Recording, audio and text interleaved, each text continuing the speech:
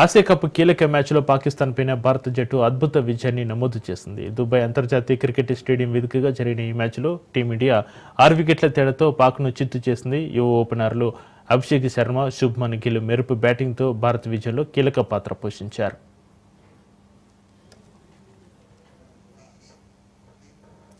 పాకిస్తాన్పై భారత్ శుభ విజయం సాధించింది. 172 పరుగుల లక్ష్యంతో బరిలోకి దిగిన భారత్కు ఓపెనర్లు అదిరిపోయి ఆరంభం ఇచ్చారు.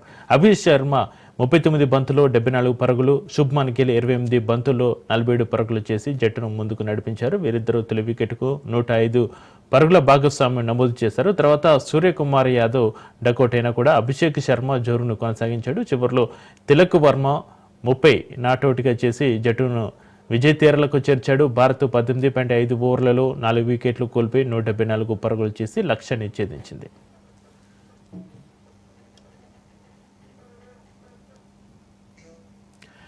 ఇక అంతకుముందు టాస్ ఓడి బ్యాటింగ్కు దిగిన పాకిస్తాన్ జట్టు నిర్ణీత 20 ఓవర్లలో 5 వికెట్ల నష్టానికి 171 పరుగులు చేసింది.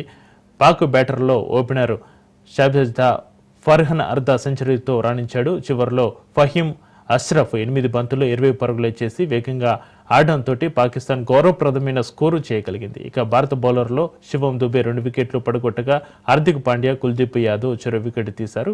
ఈ విజయంతో ఆసియా కప్ ఫైనల్ రేసులో భారత్ మరింత ముందంజ వేసింది.